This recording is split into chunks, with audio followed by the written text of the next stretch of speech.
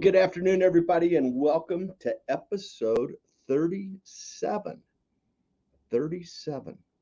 of Fundraising BIDness Talk. My name is Patrick Cyber. I'm the lead auctioneer and owner at G Events LLC, based in Beaverton, Oregon, where we focus our attention and efforts on fundraising golf tournaments and fundraising auctions.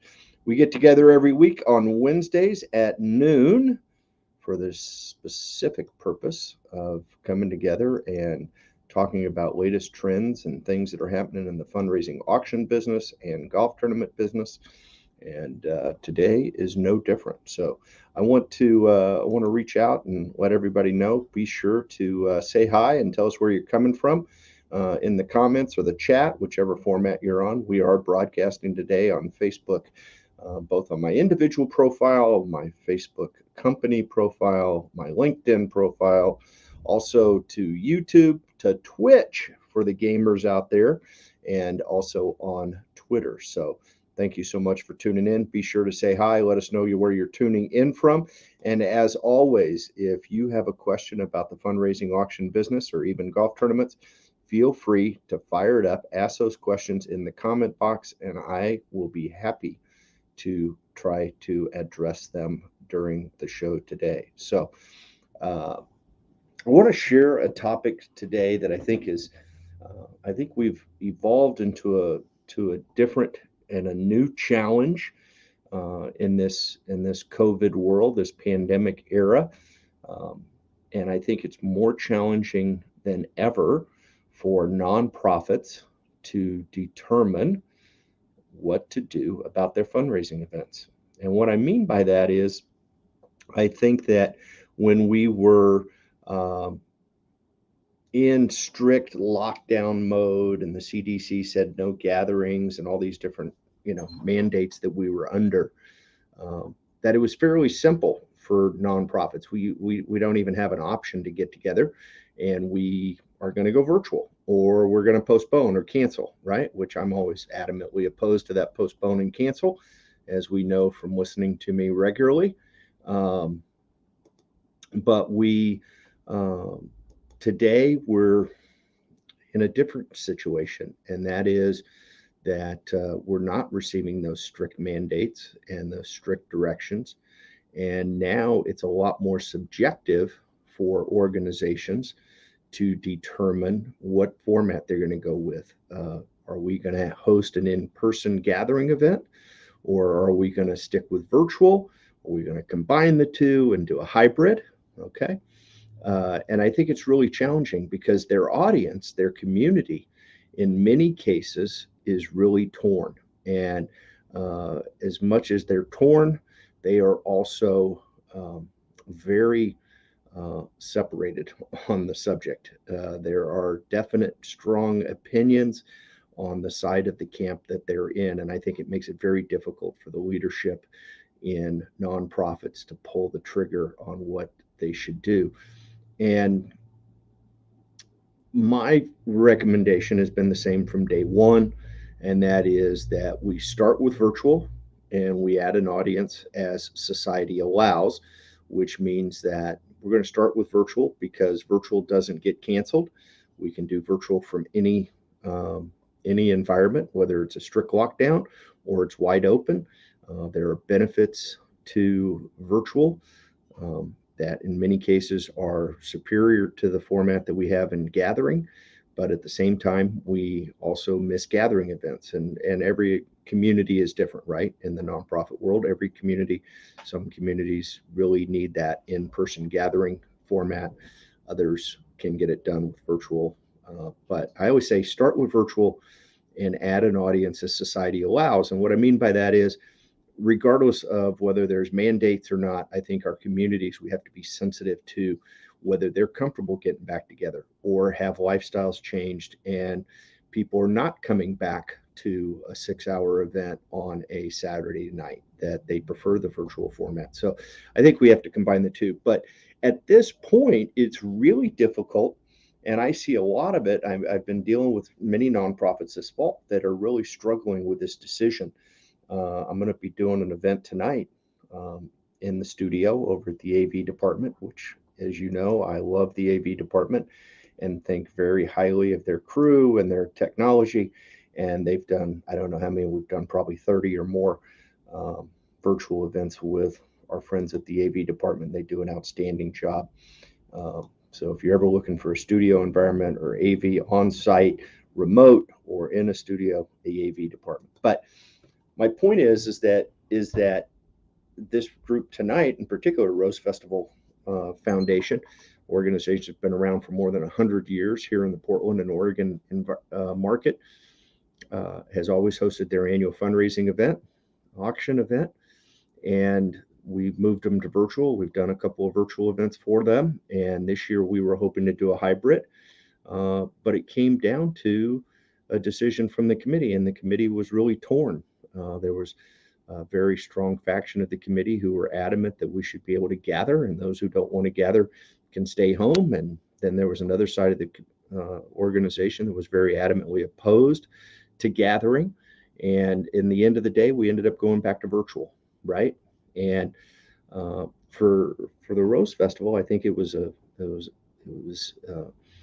easier to do because they had been very cautious in making commitments to a venue to host a gathering event or to a caterer to host a gathering event.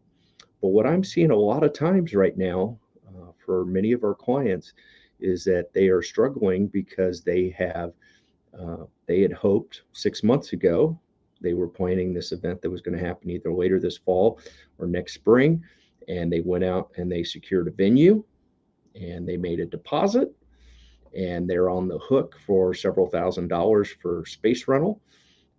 They went out and secured a caterer, and they made a commitment to that caterer, and they paid a deposit.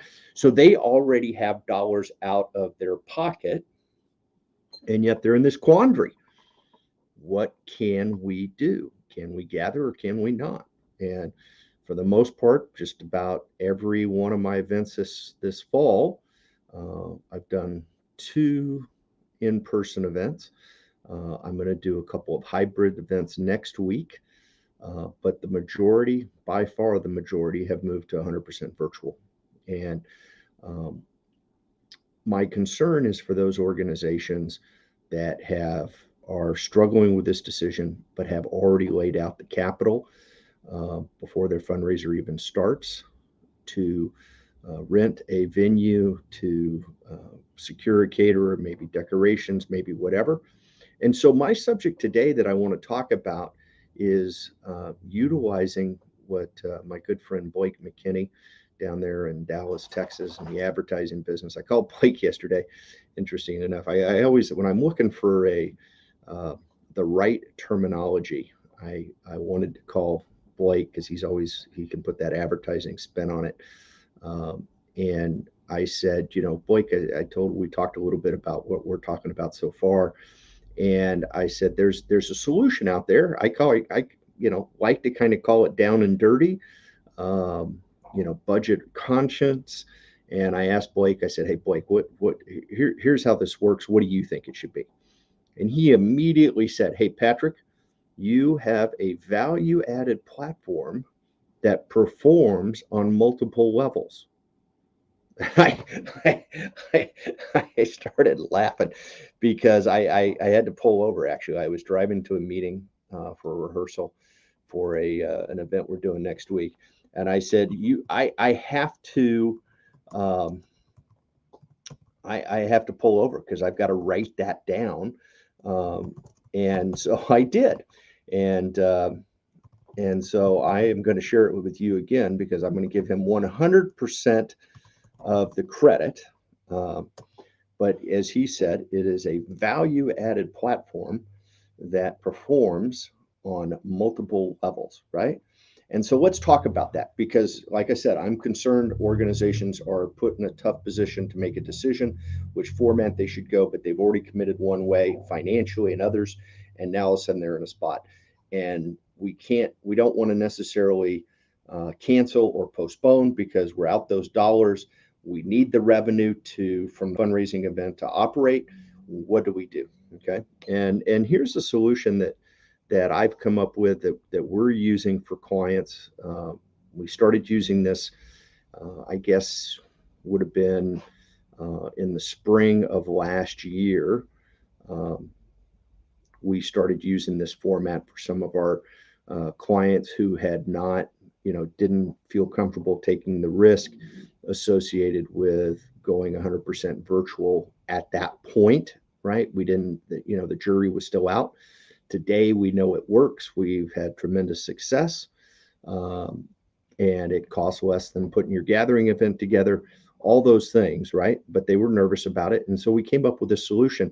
And so we're going to talk about that and how to do that today, right? And so we're going to talk about a couple of our strategic partners that we feel strongly about using. And I'm also going to give you access to some samples. We'll take a look at a couple of them that we created, right? So what I like to do in this environment to create that value added platform is I use StreamYard. And StreamYard is a virtual studio. It's the platform we're using right now. StreamYard is a incredible web-based virtual studio where we have all sorts of features and functionality, and we can literally live stream from a phone. We can live stream from our, at in office at home studio like we do here every week. But it provides an incredibly robust platform without having to be a tech guru. Okay. Now, I'm the first guy who says if I don't have to deal with the tech, that's great. And if I can get my friends at the AV department or my buddy Harvey Goodling involved or Casey involved, Casey Carpenter involved, then that's great. I can walk away from it. Okay. But if we are looking for that value added platform and that will perform on multiple levels, to use Blake's phrase, then StreamYard is the solution for me. And I've just been overwhelmed with how well it works for these virtual fundraising events. And I know there's some other auctioneers around the country. Ira Klein down in California uses StreamYard exclusively, and there's many more around the country that are using StreamYard to host virtual fundraising events. Now, the great thing about StreamYard is there's multiple levels of accounts, right? And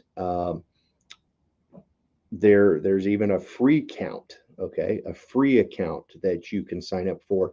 So if I had someone that was under the gun, had $0 and wanted to do this, quick and on a very value-added platform that performs on multiple levels, then I would say StreamYard, because you could use the free account. You can broadcast X number of hours. It's a small number of hours, but it's more than enough to do a 1 hour broadcast, right? You'd have plenty of time to practice and then be able to stream. You could stream to I think up to 3 platforms, social media platforms. You can do all sorts of things with the free account. Now, I have the pro account because I stream pretty regularly. I want to be able to stream in 1080. Normally, it would stream at 720, which is just the resolution, right? 1080 is HD, high def, but the reality is what you see on YouTube is 720, what you see on Facebook is 720, and so 720 is plenty. That can all be done with a free account, and so I'm going to encourage you. StreamYard has an incredible Facebook community that is very embracing and very helpful to people that are new in the streaming world, and they do a fabulous job of helping people. I see Lori Hockman is in the house with us today, and Lori actually is the one who introduced me to StreamYard, and I'm going to talk about her partnership here in a few minutes and how strongly I feel about it. But StreamYard is a great place if you're looking for that virtual studio environment. We can have multiple people involved. They can be in multiple locations. They can do all sorts of different things. And I'm going to show you a couple of examples here in a minute. Okay. So, and I'm also going to send you to a showcase that I created of 5 events that we produced with StreamYard over the last several months, and you can see some live examples that were all very, very successful for their nonprofit clients, our nonprofit clients, in raising very important dollars for their organization. So as I go along here, folks, I always like to throw it in here in the as we're going along. If you've got any questions, please feel free, ask those questions. At the worst, please say hi, tell us who you are, where you're tuning in from. We'd love to say hello back. So just type it in the comments or the chat box, depending on what platform you're on today. As I mentioned earlier, we're on 2 Facebook pages, LinkedIn, YouTube, Twitter, and even for my gaming friends, we're broadcasting on Twitch today. And that's a result of being able to use StreamYard. Okay. And so, but like I said, go to StreamYard.com. They've got some wonderful tutorials. There's a tremendous Facebook page. There's Dan and Gage, who are the founders of Facebook, host a town hall every Sunday on their Facebook page and on their YouTube page. And all they do is answer questions from the audience from all over the world. It's remarkable. And it is fantastic. In fact, not too long ago, I won a StreamYard mug while I was watching StreamYard Town Hall with Dan and Gage.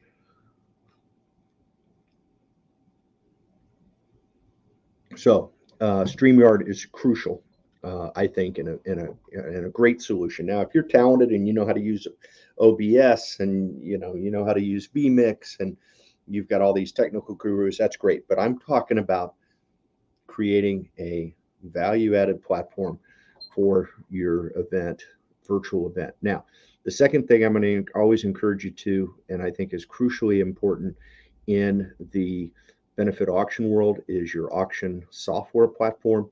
I am a huge fan of Octria.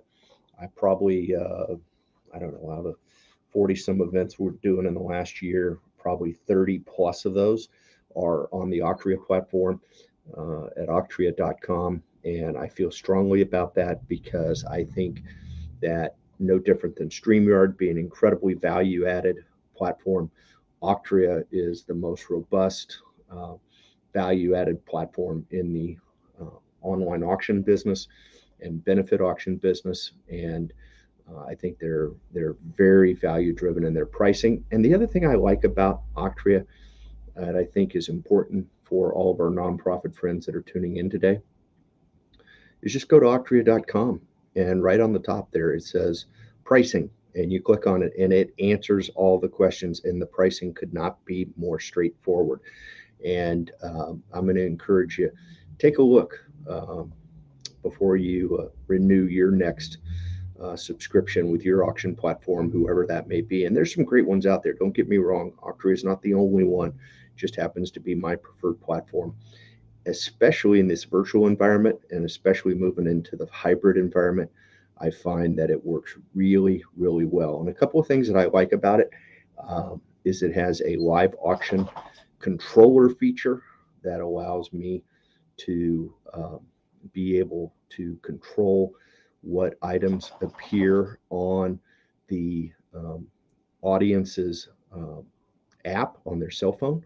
So yes, that's what I just said, is that if I'm doing a live stream virtual event and people are watching, I can control what is showing on their app. So I can make sure that they're on the right package that we're bidding on currently, or they're at the right level in our paddle raise.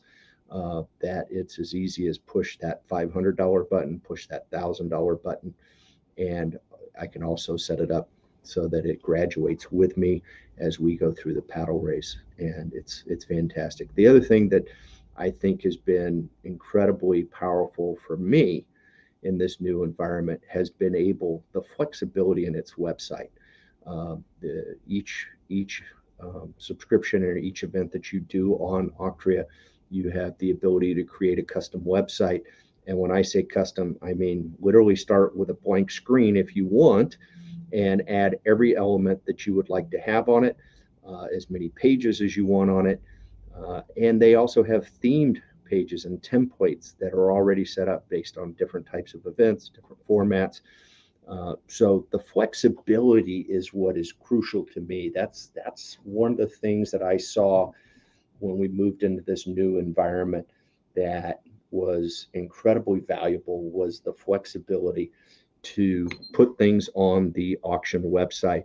I think people go to our auction websites a lot more. Our guests are forced to go to our auction websites so much more than they were pre-COVID. Um, and the functionality of online bidding and how easy it is and things of that nature. I can't say enough for what Rob and Lori and the whole team at Octria have done.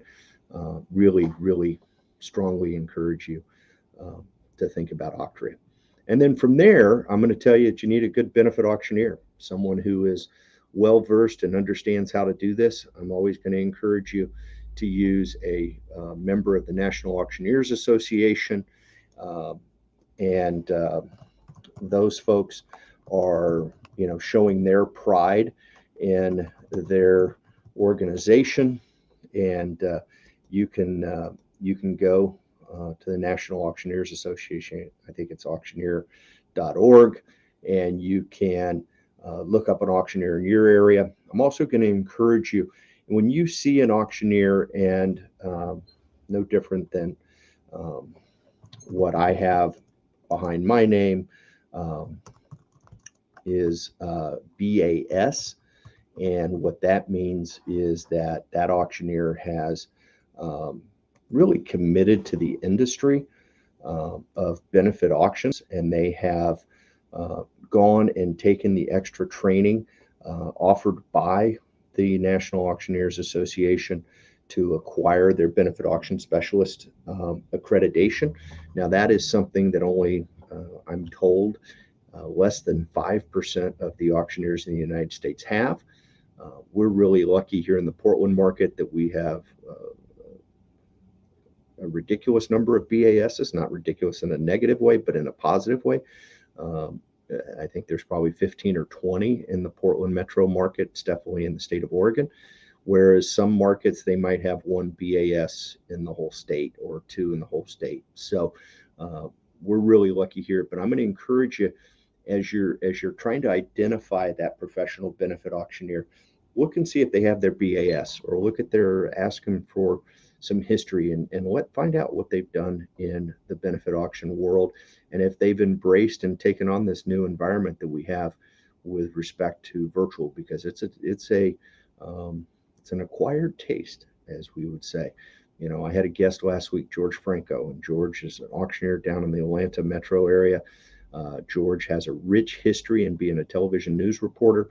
And so when we made the conversion over to virtual and started embracing and adding virtual elements to our live streaming elements to our benefit auctions, it was a natural transition for George. He's been doing that. He actually owns his own video production company also. So that was a natural. But some auctioneers, it's really brutal. It's a whole different feeling to sit here and talk to a 1-inch square lens, as opposed to standing in a ballroom of 400 or 500 people surrounding you and having their dinner and having cocktails and all dressed up and ready to go. It's a different environment. So be sure, check out Benefit Auction Specialists. Make sure they have that BAS behind their name, and that they're a member of the National Auctioneers Association. I think that just illustrates their commitment to their industry and their trade, and is a great benchmark for you to consider when hiring a benefit auctioneer. So now we've got the platform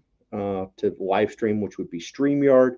We've got the auction platform in Octria, okay, and we've got our benefit auction specialist who is trained in this format. In fact, our whole benefit auction summit that we were at in San Antonio here a few weeks ago really focused on virtual and some of the technology and live streaming and things. And so once again, right, people who attended that conference got a wealth of knowledge and the opportunity to share what they're learning from doing, and also learn from what others have been doing around the country. So really powerful. Back to my original premise, though, this is a value-added platform. I can do StreamYard for zero, right? For zero cost if I want to. They have a free account that is more than capable of producing a virtual fundraising event. Octria is based on the revenue that you generate on an annual basis. But remember that their top end highest account, if unless you're gonna get additional services, but their base deal that includes texting and online bidding and a custom website and all those things, the most you could spend is $600, right?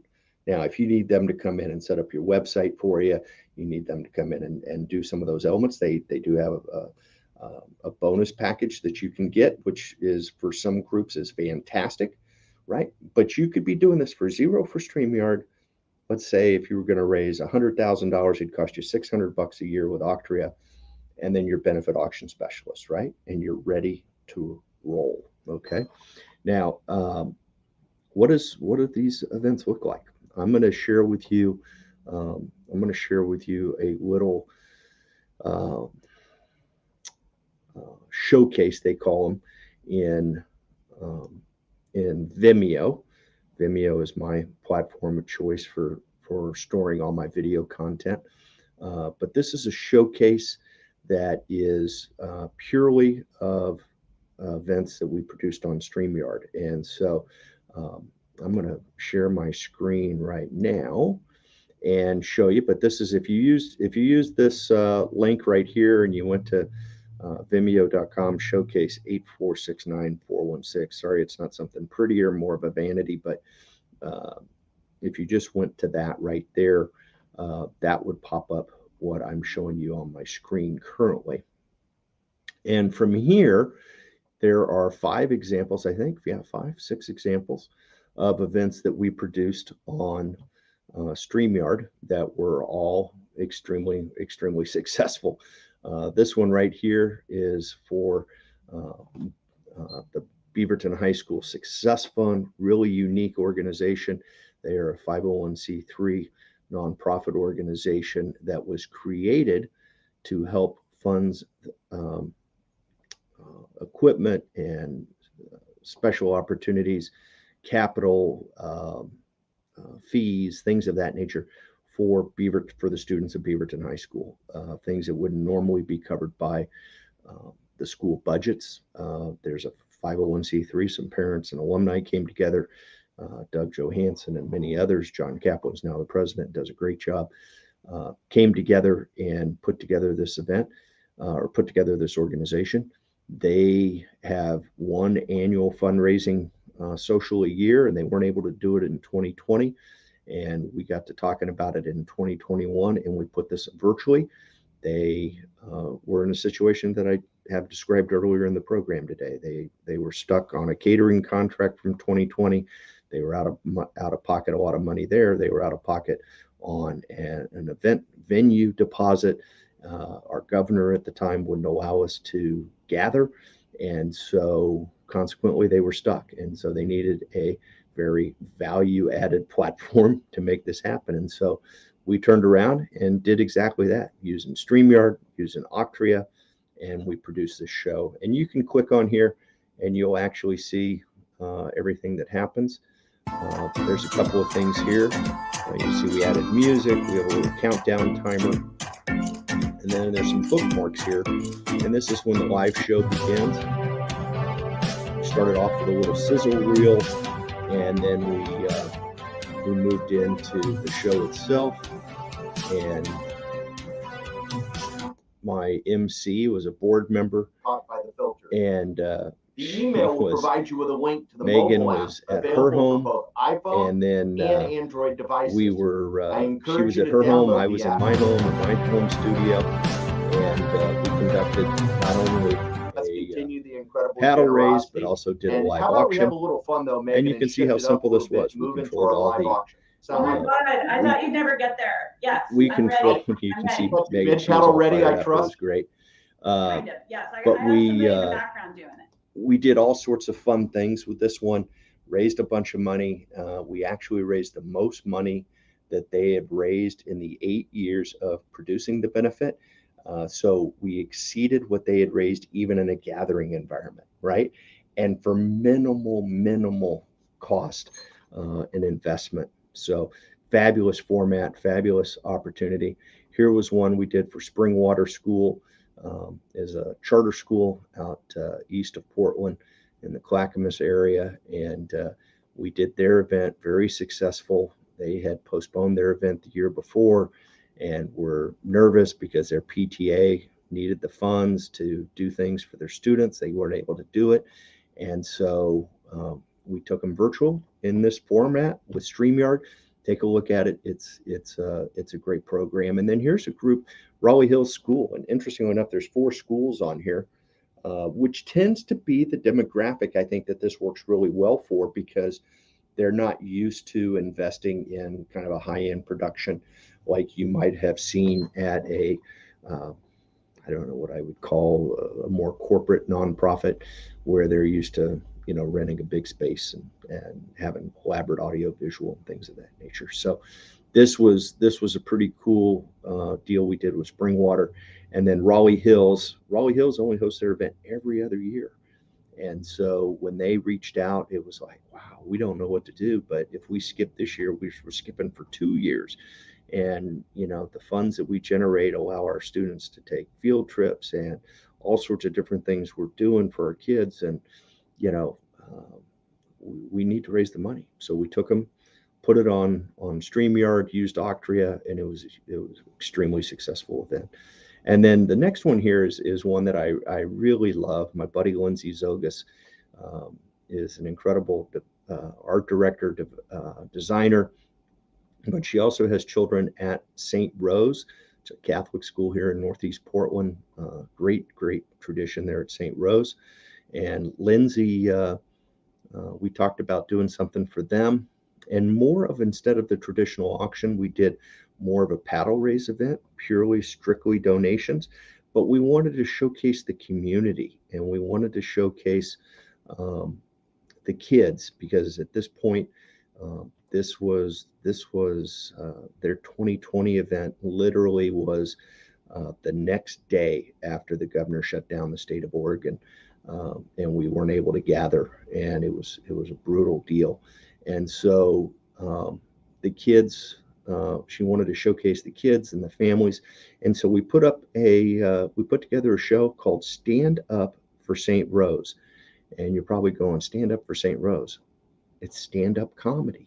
And what a wonderful platform it was. We had kids telling jokes, we had teachers telling jokes, we had families telling jokes, and all in between we were raising money and raise your paddle and da da da da da da. And then we had some guest appearances. We used, I forget the name of this service, it's going to escape me. But there's a website you can go to, and you can have celebrities voice over um, uh, a testimonial for you. And we had, yeah, look at there, Lindsay's watching the show today. Lindsay, I didn't know you were watching. I'm singing your praises, dear, singing your praises, and can't wait to see what we do this year for St. Rose. But thank you for tuning in. A regular subscriber and regular watcher here on Fundraising BIDness Talk, the amazing Lindsay Zogas. So anyhow, it was just phenomenal. We had John O'Hurley from Seinfeld, was Jay Peterman. John did a little excerpt. We had Cedric the entertainer on. It was an incredibly fun night. Raised a lot of money for the school. Exceeded their goals. It was just fabulous. So, and Lindsay shares with me, she says it was cameo.com. So yeah, so put that into your repertoire of things, right, folks? You can go to cameo.com. You can pick different celebrities, all different status levels and different pricing structures, but they will record a message and a video for you and send it to you.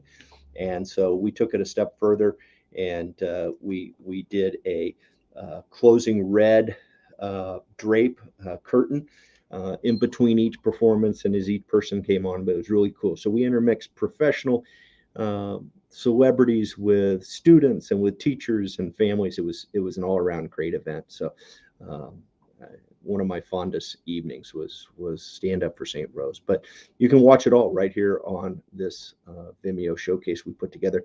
And then here's an event. I've never actually met these people in person down at Boone's Ferry Primary School auction.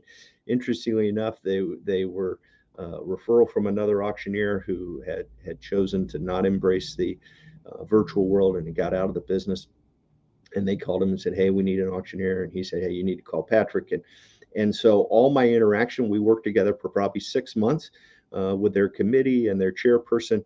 But I didn't know where the school was. I haven't been there, and I've never met the people I worked with in person. It's all Zoom calls, and wow, if you told me that was going to happen a few years ago, I would have thought we were crazy, right?